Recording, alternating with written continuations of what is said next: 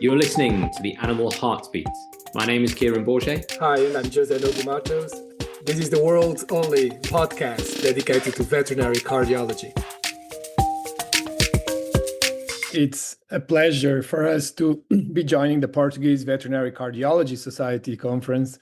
Thanks very much for the invitation. I'm Jose, and as always, I'm here with my podcast buddy directly from China, Dr. Kieran Borget. How are you doing, Kieran? Yeah, if there are internet issues, it's definitely mine. So apologies in advance. Brother, not just buddy, brother in podcasting, right? Surely. Absolutely.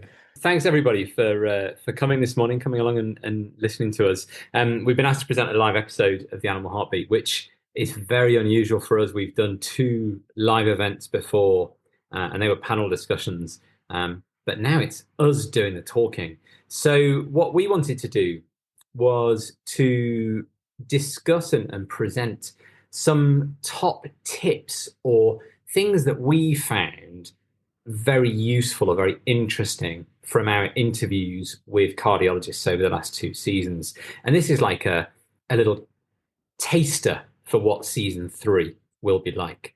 We've been recording season 3, and I struggled to not think of the great guests that we've got in season 3 for this summary. Jose, do you want to start with your top take-home messages or top tips from our speakers? Yeah, absolutely. As Kieran said, we share lessons that we learned from some of the speakers. It was really hard to pick the top lessons because every speaker brought a lot to each episode. But so I think I would start with Dr. Josh Stern. So Dr. Josh Stern talked to us about next generation treatment of hypertrophic cardiomyopathy.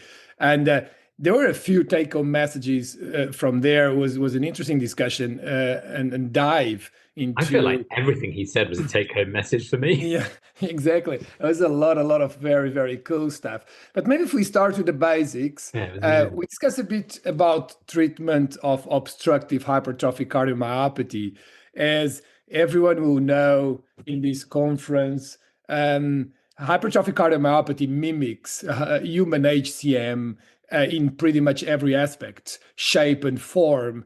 The only potential difference is about obstructive hypertrophic cardiomyopathy, where obstructive cardiomyopathy in people is associated with poor prognosis, increased morbidity and mortality, and that doesn't seem to be the case in cats based on the data available in the literature.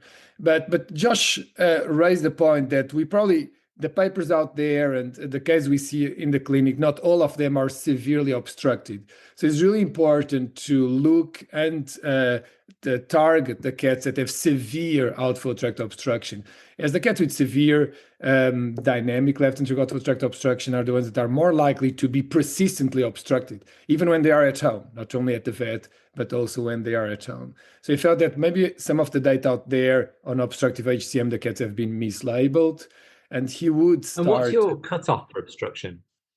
Yeah, to be honest, I define obstructive HCM not only based on the peak velocity, but then I look at the severity of left ventricular hypertrophy. We run troponin I and BNP because I want to understand not only how severe... I want to look at surrogates of obstruction. I want to see, is there myocardial damage? Right. Is there increased myocardial strain? Because SAM is so labile and it's so difficult to align the Doppler cursor with LVOT. But I would say 50 millimeters of mercury. That's what they use in human, and that to me sounds like severe. But I would look at all that stuff together. What's your approach, Kieran? Yeah, I think I'd call them obstructed at 30. I'd start to be concerned at 50. Yeah. But it's arbitrary, isn't it? It's arbitrary. Yeah, absolutely. So this was maybe the first one, and then something else he said, not directly related to treatment. We discussed a lot about the research colony that now is at North Carolina State University, the famous colony that Dr. Kittleson started, and he said something that it's really interesting, that he has siblings, cats that are homozygous for the myosin binding protein C A31P mutation. So this means that cats that have both alleles affected from this mutation, and that they will develop LVH at different time points. They may develop LVH in different years.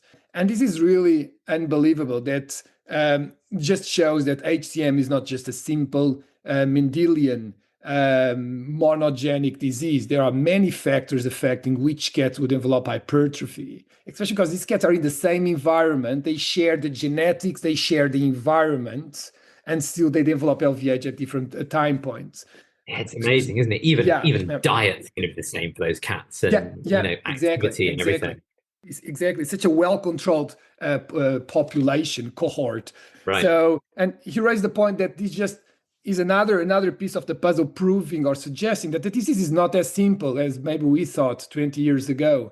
The disease is likely polygenic, and probably cats inherited this group of variants that once they are together, once these genetic mutations from different genes are linked together, is when the cat will develop the disease. So that's very, very cool. And then maybe fast forward, again, we could be here 30 minutes talking about Josh episode. Yeah, we didn't need to do the podcast again. It is out there for people to stream, isn't it? We could talk a long time. Yeah. And was about hypercontractility and cardiac myosin inhibitors. So as everyone in the room will know, maybe you discussed that already, this meeting, cardiac myosin inhibitors, the CMIs, as they call them now, or small molecule inhibitors, are very clever drugs. The first in class was mavacamten. And Josh has been testing these drugs before they were used in humans in his cat colony. And just proves that HCM is a hypercontractility problem. So the main issue with HCM, the first problem is these ventricles are just working too hard. They go to the gym too frequently. That's why they become thick, and the problem then starts. And he has some pressure volume loops, and I know that's Kieran's hobby. He just sometimes it's my favorite. I'd love it to be my hobby. It's my favorite thing. If I could find a clinical reason to do it, I'd do them all the time. The pressure volume loop guy, and Stern had these data showing that the pressure volume loop in cats with HCM shows hypercontractility, very hyperdynamic ventricles, and then when they give the mavacamten and the other compounds, the pressure volume loop normalizes, which is really cool. So it becomes similar to cats that do not have HCM, meaning that these drugs decrease contractility, but they don't overshoot.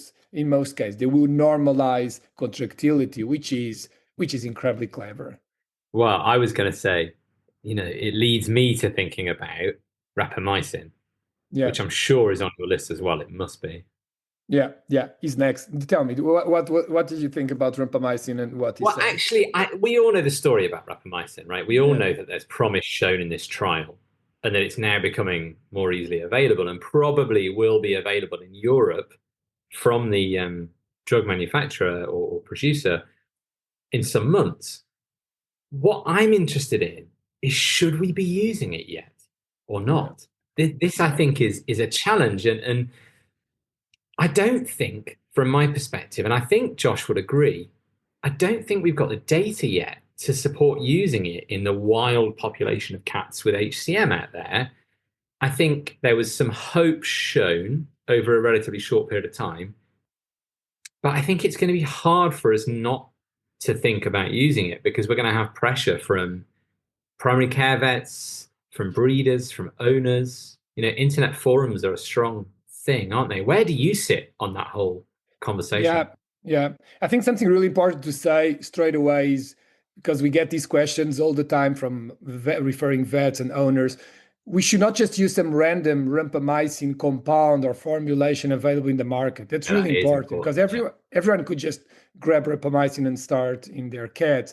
It's really important that I'm fairly sure I can get some from the hotel here in China. So I'm pretty sure you could. And so it's really important that vets will teach owners and referring vets that they should be using first the veterinary formulation, which the name will be Felicin. So they should be use this compound because it's slow released. Was the compound tested with once weekly dose at the dose that has been tested? Because you know, guys, that rapamycin is a drug that may work in two different protein compounds, mTOR1 and mTOR2, and depending on the dose, the drug may have a very wide range of effects, from immunosuppression, affect glucose metabolism, lipid metabolism. So you want to keep it at the right dose to affect hypertrophy. So yeah, you wait for Felicin, which should be launched in the market this summer.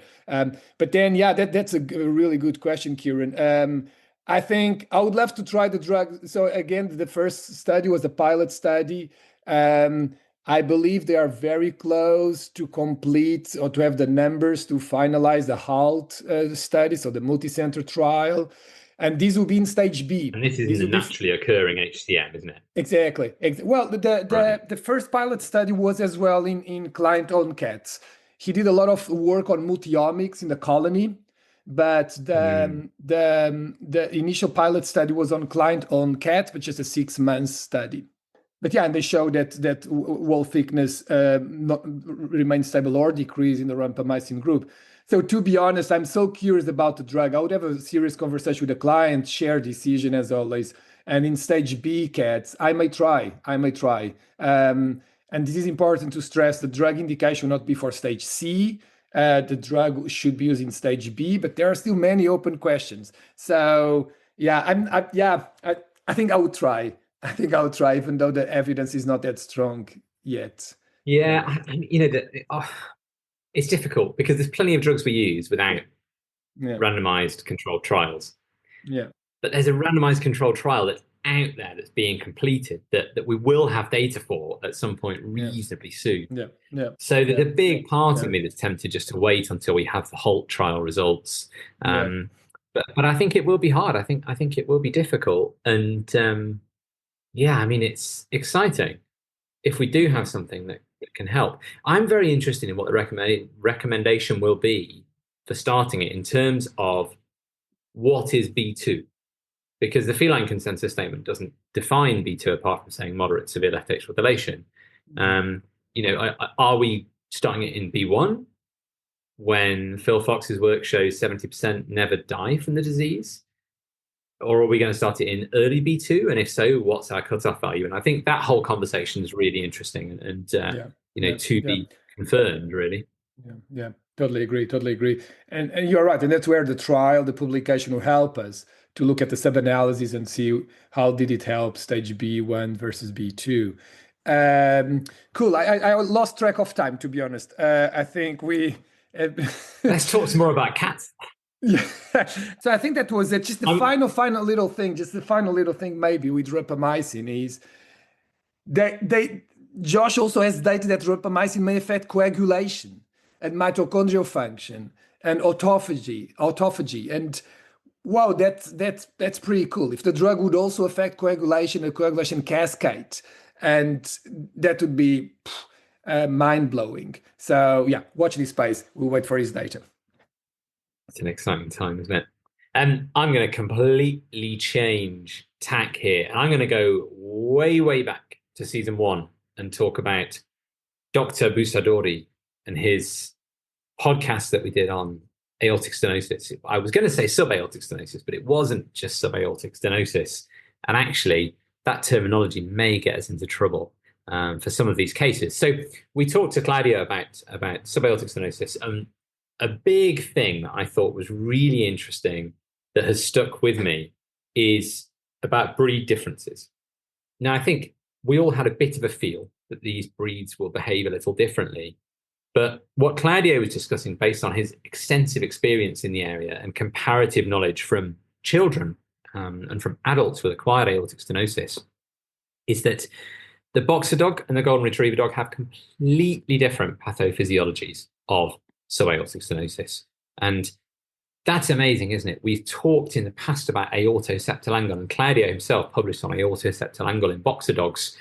He now says, based on his up-to-date database, the most important thing in boxer dogs is an aortic hypoplasia from the annulus, but not just at the annulus, actually extending up the artery. Now, that's important for a couple of reasons, because they look different to the golden retrievers. They don't have a significant post-stenotic dilation. And for them, aortoseptal angle is not the main driving force. Golden retrievers, aortoseptal angle, we know from the data that's out there that aortoseptal angle predicts how acute the angle is, predicts the severity of aortic stenosis in adulthood. So that's super interesting that we've got shear stress in that area of potentially persistent fetal tissue or abnormal tissue, which drives this fibromuscular ridge forming and creating a ring around the LVOT. And what Claudio was talking about was that actually with the golden retriever phenotype, which also applies for some other breeds too, of course, this phenotype, we see a large post-stenotic dilation. And because of the nature of the physics with a ridge and then a wide vessel afterwards, it's quite different when we look at it on echo and think about pressure gradient, what that means for the dog, compared to the hypoplastic form. So back in the 90s, there was some work done on the physics of having a hypoplastic valve and a hypoplastic vessel. And there we've got energy transmission along that aorta, and this forward motion of the blood there leads to what looks like a very high pressure gradient. But actually, the afterload is not as high as it looks on the echo because of the nature of this narrow and persistently narrow artery. So with the boxer dog phenotype, we may have a high pressure gradient, but the afterload is not having much impact on the ventricle. And therefore, we'll overestimate severity when we're looking at pressure gradient in that dog. If we take the golden retriever phenotype, we have a narrowing at the ridge, and then we have the wide vessel afterwards. That leads to actually a high afterload and a relative underestimation of pressure gradient. And I thought that was really interesting, that sort of concept that the phenotype can cause us to not misdiagnose, but provide maybe the wrong prognosis for that patient. Even with all the research that we've got into it and all the experience we've got, we still don't really know enough about it. What do you think about that, Jose? I suspect it rings true with your clinic experience, right? No, absolutely. And yeah, it was very, very cool to listen to his podcast and his opinion on that. I like aortoseptal angle. We have published on aortoseptal angle in Cat with HCM. I think aortoseptal angle may play an important role on the septum, on the severity of hypertrophy in the septum, on the fluid dynamics, the blood dynamics across the LVOT. And I think the lessons we have learned and read and listened in dogs with golden retrievers in some way are translational to what we see in cats with steep aortoseptal angles, which is interesting. How do you always bring it back to cats? I agree. It's true. Can I ask you a question? Now with that, and also the data from Amara Strada, I believe, if you would have a case where you would consider cutting balloon and high pressure balloon in a patient with subaortic stenosis, let's say that, let's not discuss indications by now, but let's say you consider that this dog could be a candidate. Would you be looking at the orthoseptal angle? Would the orthoseptal angle, a steep orthoseptal angle, make you less keen to try cutting balloon versus a patient that has a more straight orthoseptal angle? Yeah, it's a good question. It's a quandary that I've had very recently, actually. I did one a couple of weeks ago in a small breed dog. It was rescued from the Ukraine. So it was one of these street dogs that has 50,000 different genetic pools, yet still manages to look like a Spitz. And the dog had one of the most severe subaortic stenoses I've ever seen, associated with a fibromuscular ring. And the aortoseptal angle was a little acute. So based on the data from Florida and other centers, if you are going to perform a cutting balloon procedure on those dogs to try and reduce the severity of stenosis, the steeper the aortoseptal angle, the more rapidly they're likely to restenose. In my experience, many of those cases do restenose, and therefore I would never balloon a dog who is not severely clinical or has got evidence on the echo of severe maladaptive change to the heart, by which I mean if the pressure gradient's 200, but the left ventricle is not particularly hypertrophic, there's no mitral regurgitation, the left atrium is not big, the right heart's normal, who cares? Let's keep an eye on the dog, unless they have syncope. And then I might want to ask what a halter's doing before I do anything else. But if we've got a dog who's got a pressure gradient of 120, has exercise restriction that's quite notable, and also has left ventricular hypertrophy, mitral regurgitation, borderline left atrial dilation, I would consider ballooning those cases. The reason that I'm quite an advocate for doing it is it does help. It doesn't cure, but I believe it manages them when they're clinical, and it improves their clinical signs for 1, 2, 3 years. I've had some dogs 4 or 5 years out with no restenosis, but many of the ones with the steep angles do restenose after 2 to 3 years. So I've perhaps done 30 of these procedures, maybe. I've done quite a lot of them, 25, 30.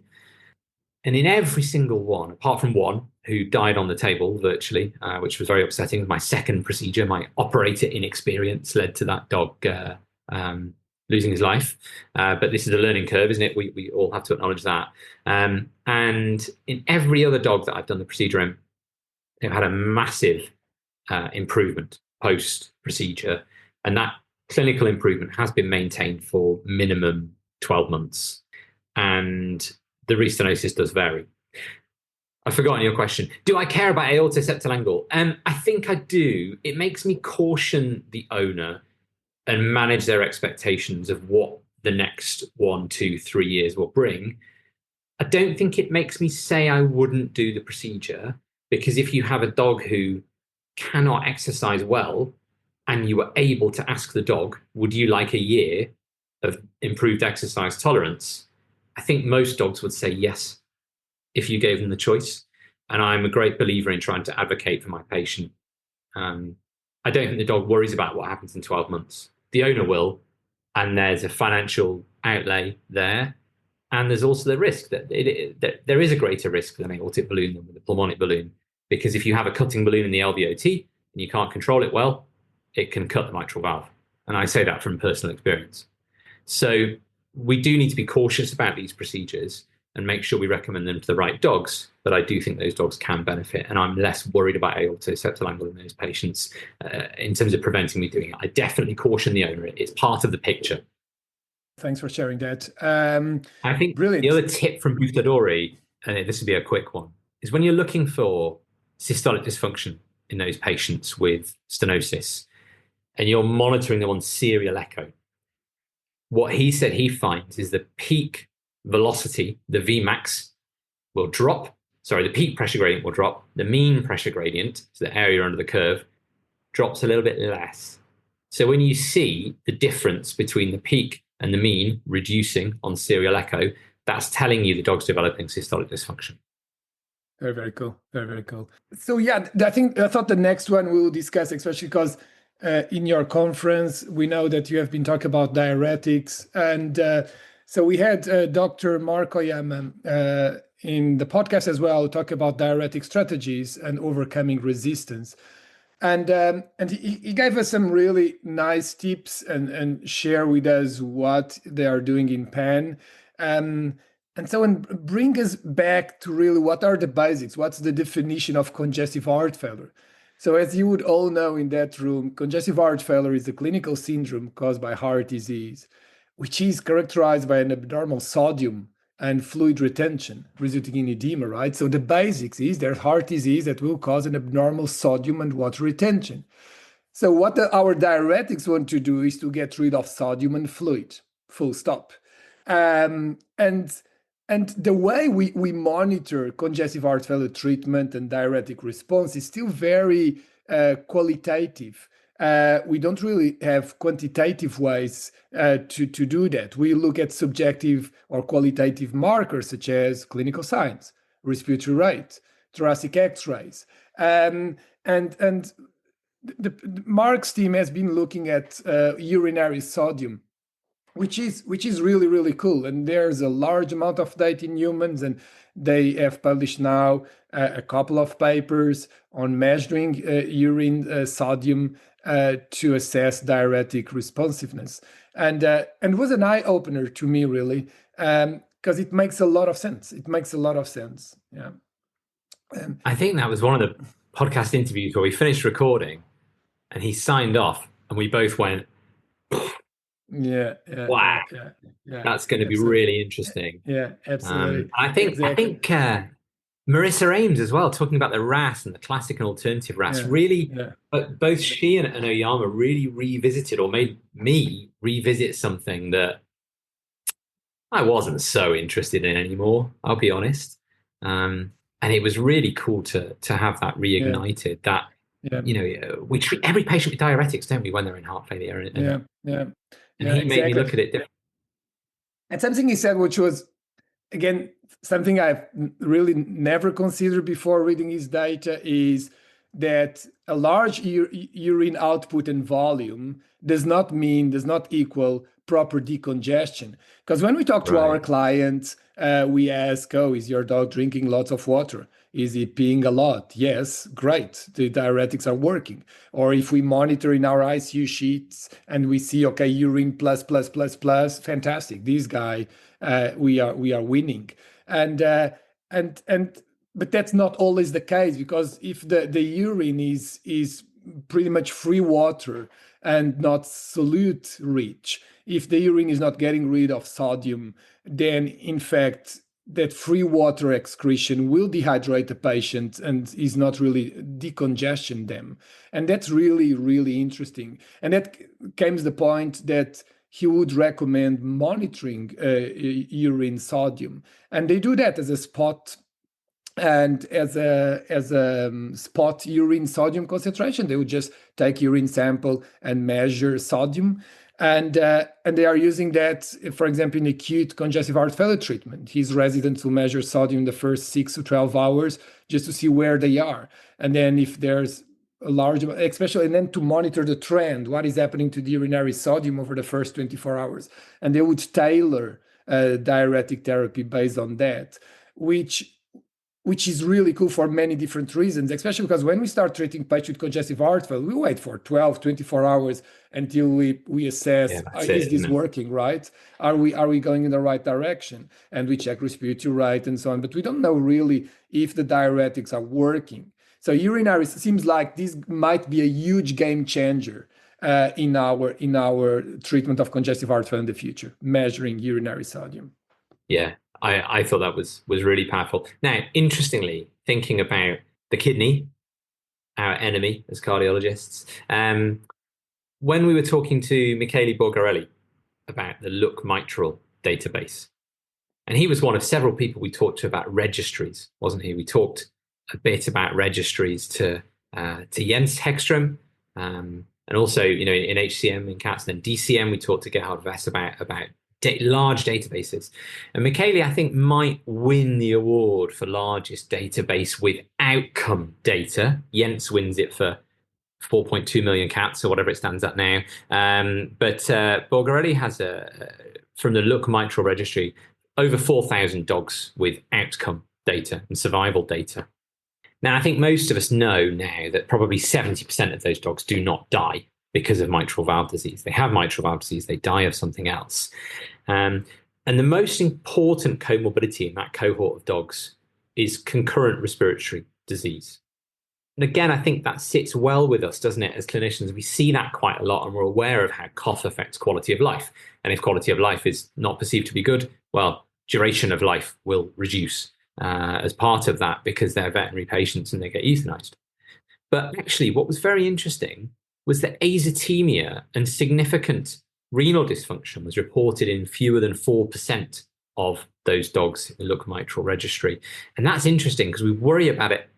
Well, maybe as cardiologists, we don't worry about it a lot. But many people worry about this a lot. Many practitioners, they check the blood work, they look for azotemia, they look for changes in electrolytes, worried about renal function. And actually, fewer than 4% of those 4,000 dogs with mitral valve disease had an end of life that was compatible with renal disease or classified as being associated with renal disease. I'm not saying that renal dysfunction isn't part of diuretic resistance, which might lead to them being classified as heart failure death. But it was interesting that acute renal failure was not the big problem. The other thing that's renally related was actually once we start getting systemic hypotension in those dogs, that's a big negative prognostic indicator, an independent negative prognostic indicator in the look mitral dogs. And something so simple as checking the blood pressure is something that historically I've not been very good at including it in my routine cardiac exam. I know that makes me a terrible person. My goodness, talk to Luca Ferrisin and he would tell me off for not doing the BP in every one of those patients and not percussing them maybe as well. But, you know, after talking to Borgarelli about this, really, I thought, we've really got to do this in every single one of these dogs that we see. Yeah, it's really interesting. An amazing source. That large disease registry and database is really, really cool. And these real life data, right? Because all the clinical trial or most studies we read are done in one center or two centers over a limited amount of time. And that data recruited dogs from, I don't know, very, very a large amount of centers, private practices, and it was a really nice collaboration between the team at Virginia Tech and CBCA. And he was saying that more than 50 vet students have been involved in data entry over the years, numerous PhD students and residents, and it's been running for over a decade. So it's not an easy thing to do, but I think it's really, really valuable to have that wild population data. Yeah, totally. It would be great to have disease registries pretty much for every main disease in veterinary cardiology. And we're working on registries for interventions in Veterinary Cardiovascular Society in the UK. There's a few of us who are working on registries for different interventions. And I think that's something to look at outcome data from multiple centres, partly for auditing, but also just for large populations. But these big registries with 4,000 patients, 10,000 patients are just amazing. Have you got any more top tips? We haven't much time left, have we? But maybe you can bring us one more. Yeah, exactly. I think we have 5 minutes left. So I'll bring a brief one that I thought was also very useful clinical tip.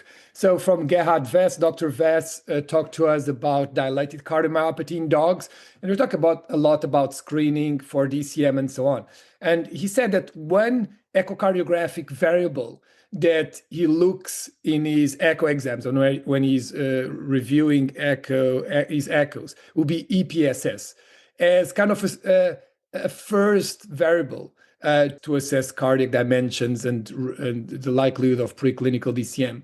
So he says that he starts always with EPSS. If EPSS is normal, in his words, he goes like, okay, he relaxes and feels like this is going to be fine. I will measure this case, but I don't need to be as cautious, careful. It'll be an easy day. Versus if EPSS is increased, it feels like, okay, this is a case that we will need perfect images. We'll need to measure it very, very carefully to see if this Dobie already fits the criteria for preclinical DCM. So I thought it was a really cool tip. So you'll eyeball EPSS, and from there already have a bit of an idea if this patient, the likelihood of that dog to have a preclinical DCM.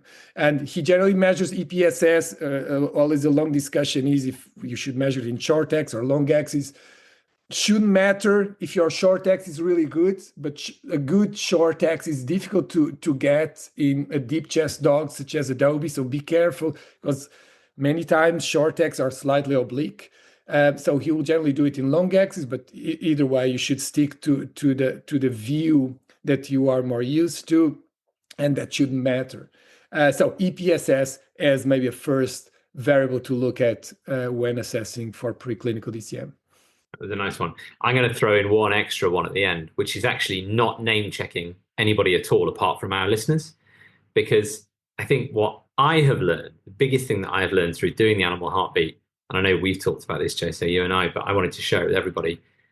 Biggest thing I've learned is there's a huge community out there of really engaged veterinary cardiologists working all over the world, working at all different levels of experience, and everybody's there for the right reason. They're trying to do something good for the patient, for the pet, and help those owners.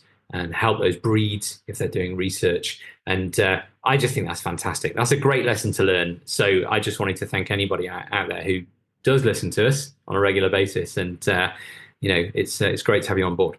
Totally agree. I think cardiology is special, isn't it? I'm sure the medics will not have the same degree of dedication. You know what? We do have a copycat podcast in the world of dentistry now. Ooh. Somebody that I used to work with has started a dentistry podcast, but I think they might win the name game because it's called Pulp Fiction. Ooh. Which I think is really good. That's really good. If anyone is interested in dentistry out there, it's a good podcast, and we're all about lifting each other up here, not cool. Shooting each other down. Cool. Great stuff. So thank you very much again for the invitation. It's always a pleasure. It's a shame that we are not there in Portugal with you guys. Thank you so much for your presentation. I feel that you are a link for everybody, for every cardiologist from the world. So thank you so much for your idea, even your Pulp Fiction idea. Yeah, thank you so much. Thank you. It's super kind, and we are honored to be invited. Thank you. Thank you. You have been listening to The Animal Heartbeat. Thanks very much for our listeners. Keep in touch by finding us on social media or sending us an email on animalheartbeat@gmail.com. Please remember to like, follow, and share to help us find new listeners.